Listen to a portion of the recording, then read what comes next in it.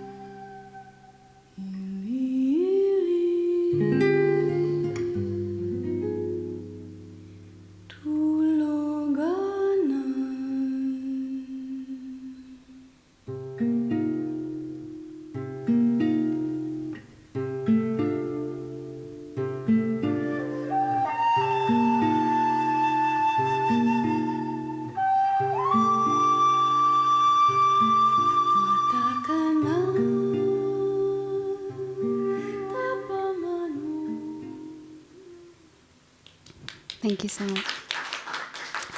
Now, as a vocalist, I also started looking into oral chants from around the Philippines, and I came across an artist named Grace Nona, who's an ethnomusicologist and Filipina singer who lived with different indigenous groups and learned from them and documented and recorded them. And one of the chants that I decided to do is called Sali Dumay. And it's a prayer chant that's usually associated with the Igorot and Kalinga people in the northern Philippines. And what's beautiful about these people is that they were able to preserve much of their culture and fight off like the Spanish colonizers because they were warriors and they were located in the mountains. So whereas a lot of different groups were losing their traditions, they were able to retain a lot of them. And my arrangement is based on a Tagalog adaptation of this chant because there are many versions of these chants as they pass through generation. And in her book called The Shared Voices, she says, oral traditions are living expressions of human existence, constantly adjusting, every version adapting to the context in which it is being told. So in light of that, I decided to arrange that chant and maintain the original melody that she did and do my own version of it using all the different music and different styles that I've absorbed throughout my 4 years at Berklee. And I used some videos that I took during my trip to the Philippines during my semester break. And this one's called Sali Dumay.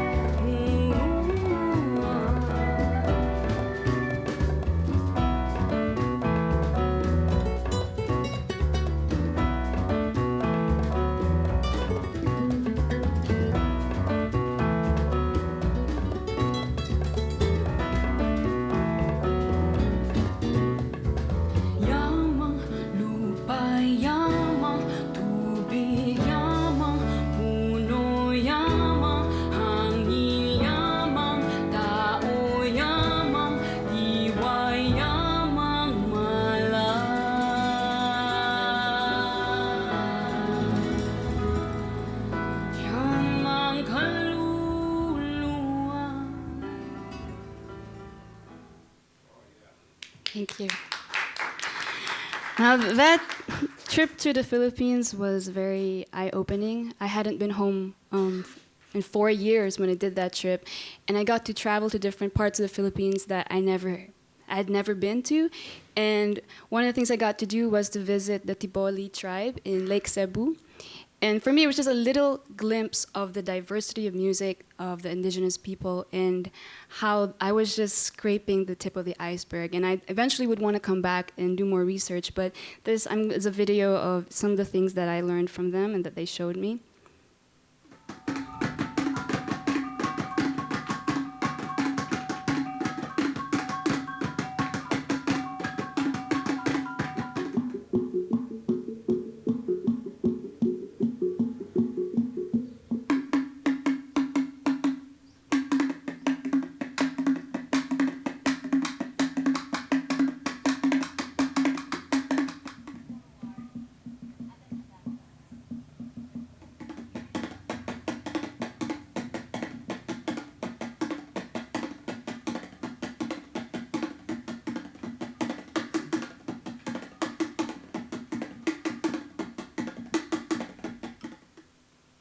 Nice.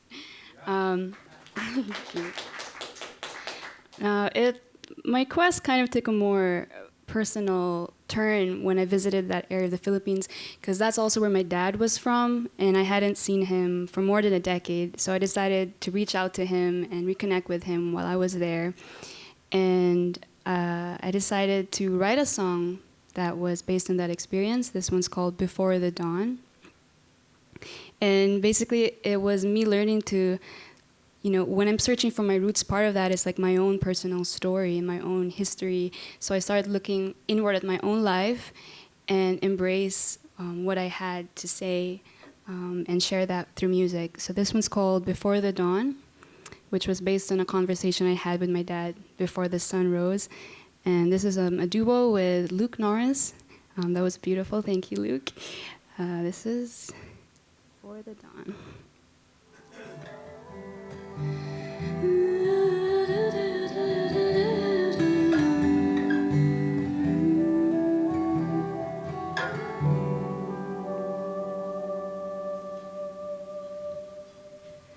We spoke of many things, my father and I, of love and forgiveness, as the sun lit up the sky. These are the things that matter most at the end of the road. These are the things that matter most at the end of the road.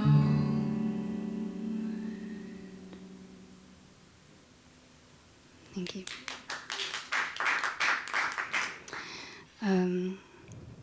This next song kind of goes down that path of looking inward, and I started reading books. One of them was called Women Who Run with the Wolves by Clarissa Pincola Estes. And she uses stories to heal and reconnect women with their own intuitive selves or their wild self. And the same way that we use music to heal and reach out, I started finding other art forms that did the same. And it really connected to me one of the things that she says about the voice. She says, to sing means to use the soul voice. It means to say on the breath of truth of one's power and one's need, to breathe soul over the thing that is ailing or in need of restoration. And she uses this idea of bones as that indestructible force, and the voice or the singing voice as the one that kind of brings it back to life. And so I was inspired by that thought, and I wrote a song called Wild Woman, and this is me on guitar playing it like a percussion, and I had Jacob, Jody, and Faris to join me.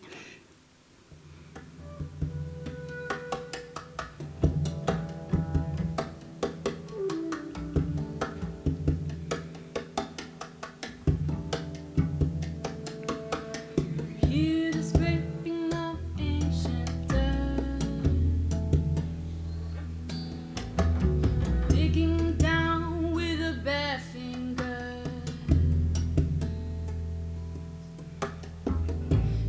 Deep within a voice sings out loud and clear, calling to life this weary bone, singing out of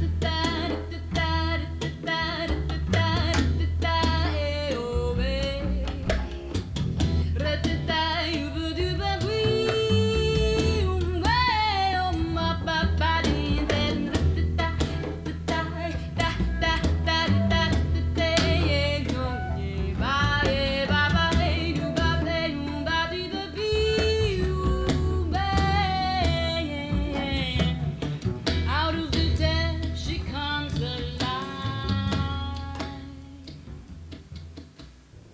Thank you.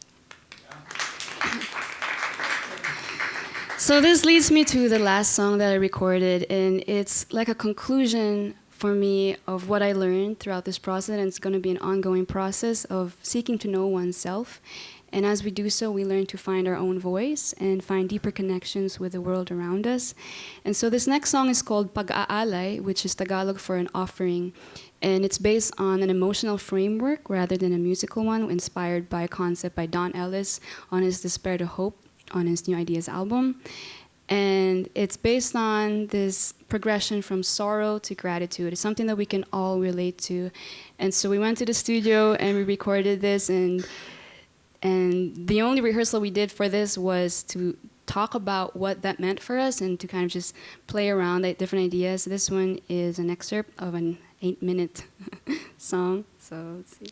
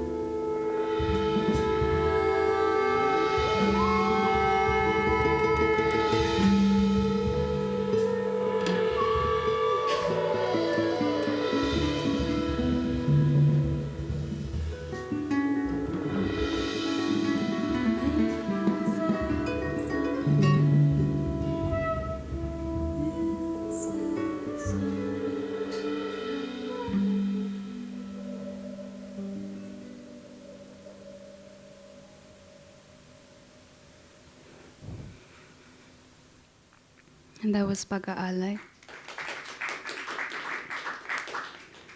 And these are all the people I want to thank. First of all, the Berklee Global Jazz Institute, Marco, Danilo, Jerry, all the musicians who helped bring the music to life, thank you so much. And all these individuals and different community members that have helped me throughout this whole process. And yeah. Jireh Calo.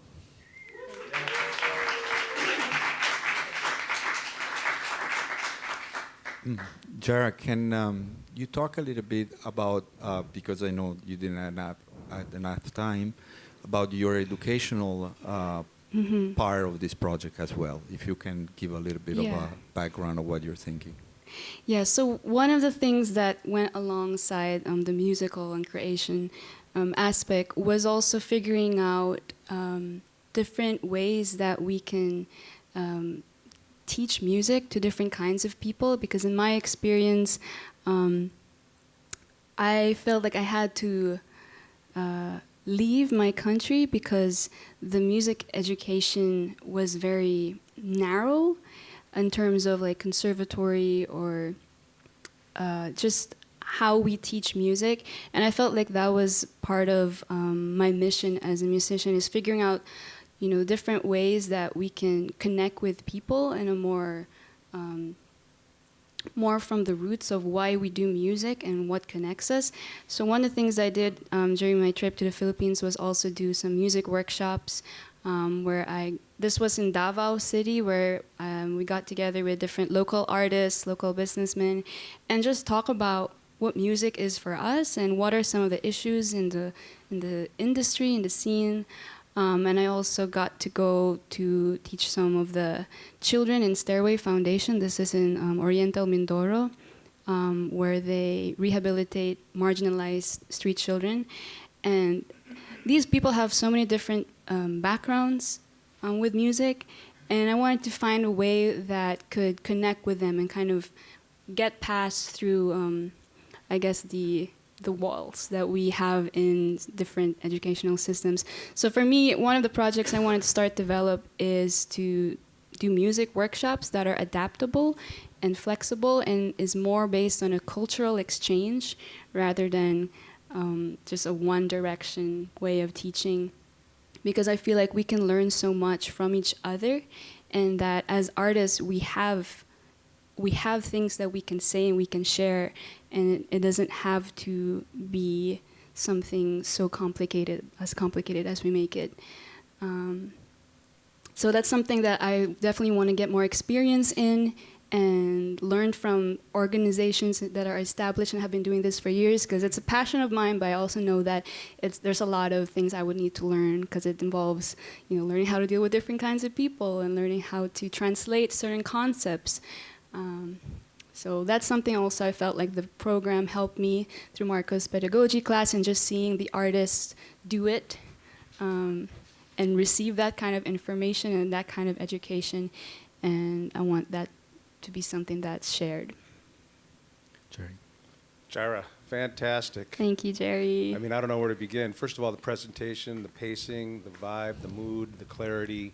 It's a lot to cram into 20 minutes, and I know your music has a lot more to say, not only in the compositions of the project, but for the rest of your life. Because I was amazed I have to give you a little bit of background in your involvement in my work, in my class, and in the lessons.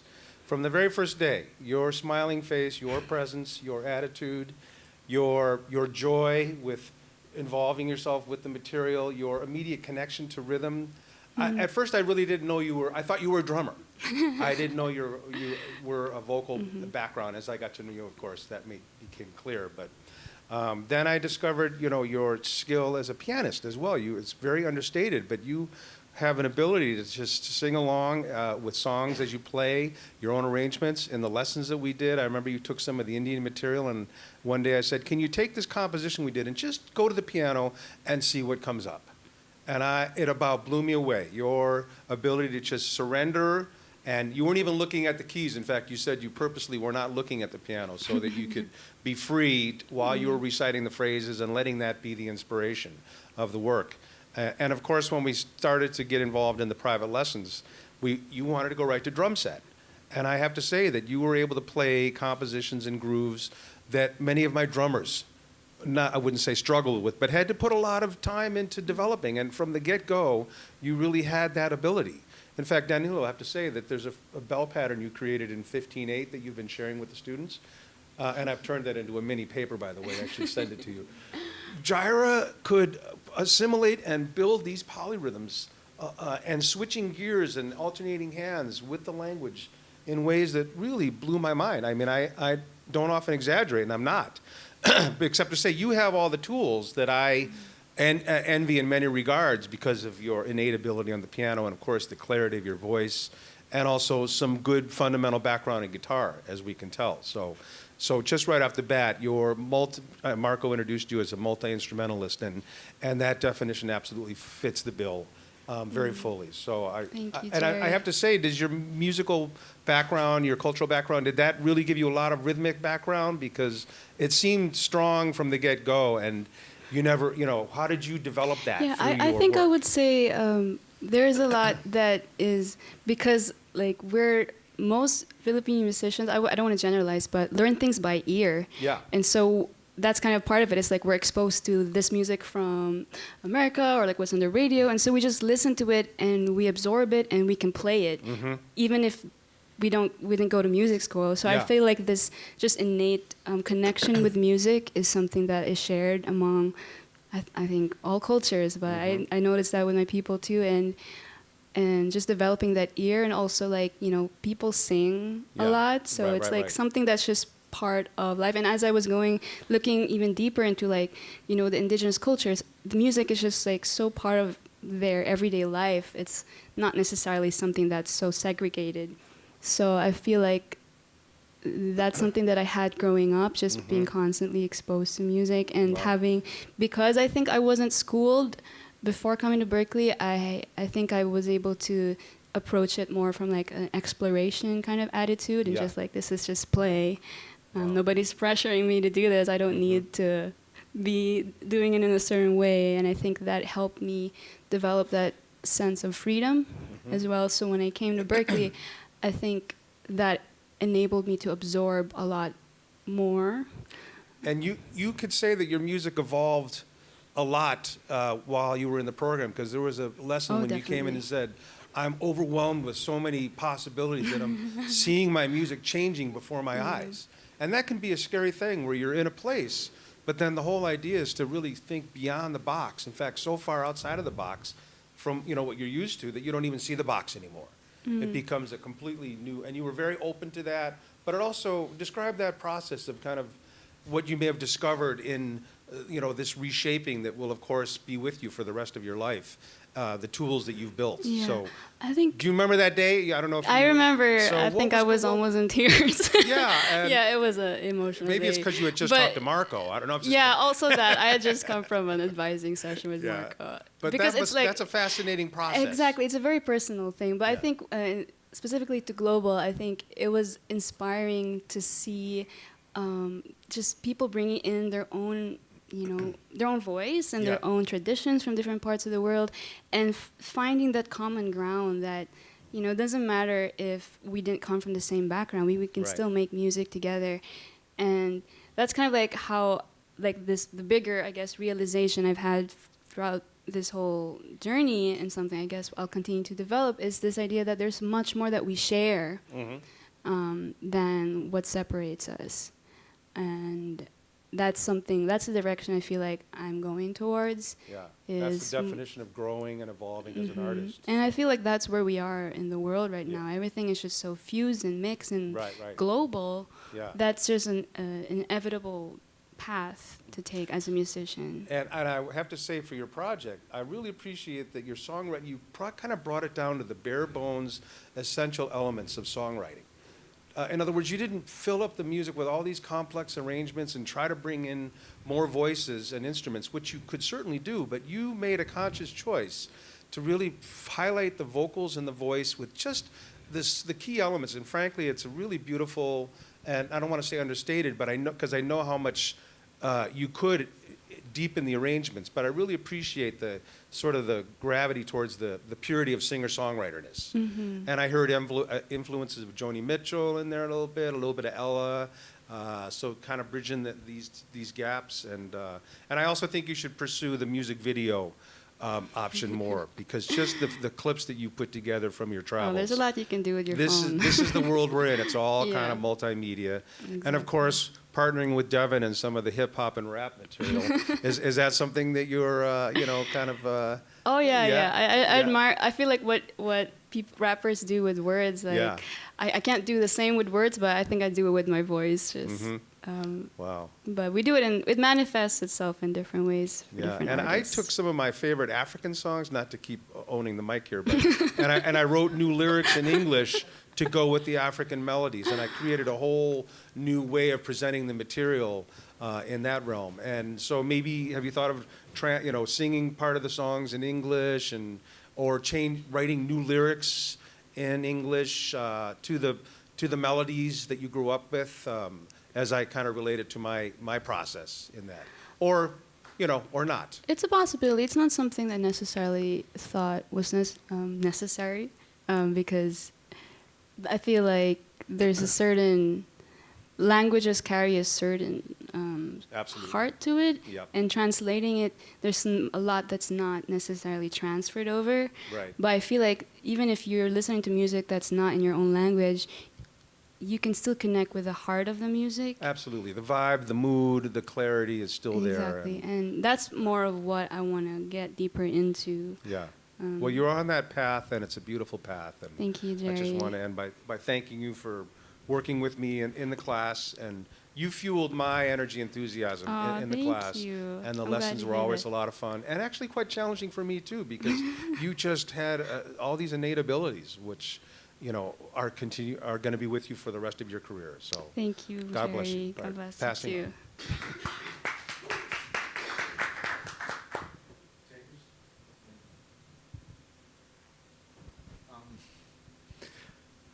I don't have many questions. I just comments because we have been speaking about this for a semester, and I have to say, looking at your presentation today, it made me feel really good about all the time we spent together, because I saw you going through this emotional and personal journey of self-discovery. You came in with an idea that was in embryo, and you were kind of looking for a clear direction, and I saw you really week by week struggling with really opening up doors in yourself to then find such a clear direction in what you presented today. I think your presentation was really beautifully done from all point of view. Your artistic idea is very clear. Musically, I think maybe you can work more in the mix of how the music sound, especially for the woodwind and the balance. But I certainly agree with Jerry in the fact that you are presenting a very specific point of view on what and how you want to present yourself in this moment through this project. It's been very interesting seeing you grow in this journey, because I know that I also was tapping into things that were personal, and of course that brings to me one of the elements that I really appreciate about your presentation, that is there is an emotional content that is, to me, is very strong, and it talks very clearly. At least to me, it does very, very clearly. I think that I saw you. We traveled together in the Dominican Republic. I saw you working with children, and I think you have a real talent for that. And one of the first things you were talking to me when you came to the advising was about this project that you were thinking about. And I really, really want to encourage you to keep on doing this and trying to make that next step. Maybe the question that I have is, like, musically, in this moment after this year at the Global Jazz Institute and this project, what kind of direction and new ideas you think you would like to, what would be musically the next step for you? Well, I definitely think it takes time to really absorb a lot of the concepts that were being introduced during the institute. So definitely practicing that and actually having the time to internalize it, because there was a lot of information that just needs unpacking, and so that's definitely something that I want to continue to do, and just let it manifest itself naturally in whatever music I create. I think the whatever I create as a musician is just like a reflection of what I've been able to absorb. So that's kind of like the process that I'd like to continue to do. Congratulations, Jireh. Thank Wonderful you. job. Thank you so much.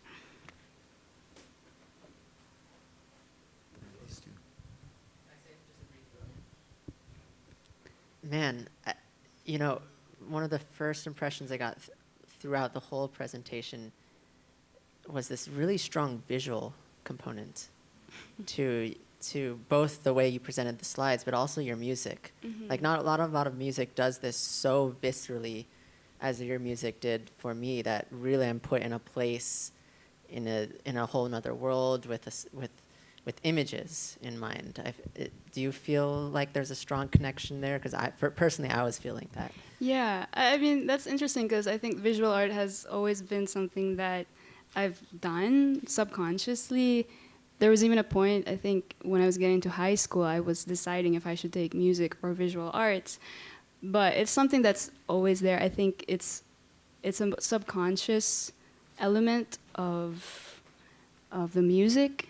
And whenever I'm creating something, it definitely is an image. Like, for example, in Sali Dumay, I didn't get to play it because I played it in the middle, but in the intro of that song, I wanted the musicians to create the feeling of being in a forest. And we were able to do that. And it's interesting, too, how other people can latch on to that and connect with that, and create it together. And I think the beauty of visual as well is that different people have different ways of connecting with it. So when it translates to music, there's a lot more open versus if you write it down, with the notes and everything is so, I guess, what's the word? It's just right there. It's so concrete. I prefer having something that's more abstract and allowing whoever is playing with me to figure out what that means for them. And I think it opens it up even more musically. Yeah, that's really beautiful, and that actually really clarifies things for me because, I mean, it actually makes me really wish you had taken my class too, because I can imagine just exploring that route, that connection. Mm-hmm. Down for, like, to me, one of the most visceral pieces you showed was the last one, right? You had a little image, and that I think something about the freedom of that piece, because it was completely free, right? There's just some images, some concepts in mind.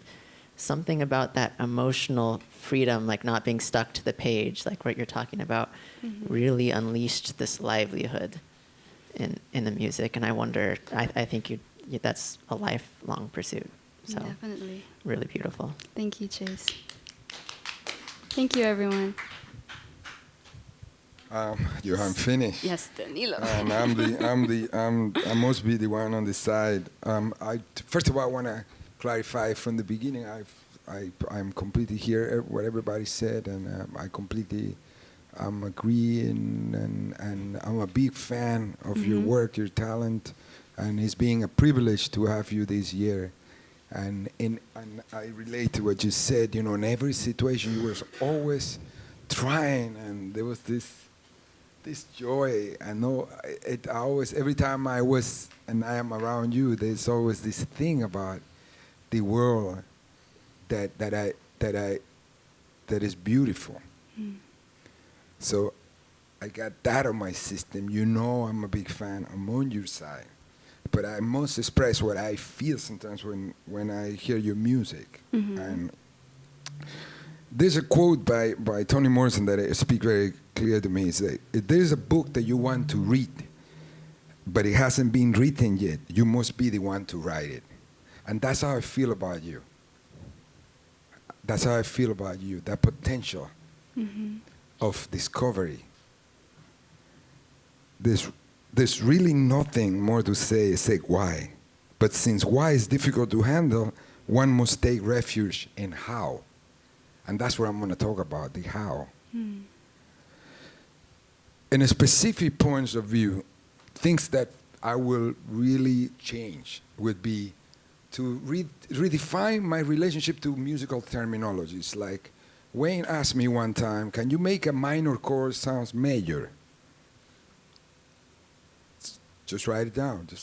I don't know the answer, but that let me thinking. So I will pass on that question to you too. You can do something with that. Does my music have to sound minorish all the time? Even the free improvisation, which Chase, I must disagree with you, I still hear it in key. It sounds like in G major going to E minor, which was the key before you play the end. I would just get into the details of certain things that you have the capacity to break through. watching what my voice, what my habits are, of where I feel comfortable, what thing. Because then that really, you can only be confined by the walls that you build yourself. And I feel a little bit of that. And I now experience you throughout the whole year. And I know you can fly. I will work and commit to if one thing I can say to your project, you can fly, Jireh. You can fly. You can fly. That's all. Thank you, Danilo. Thank you. Jireh Calo. To unpack that.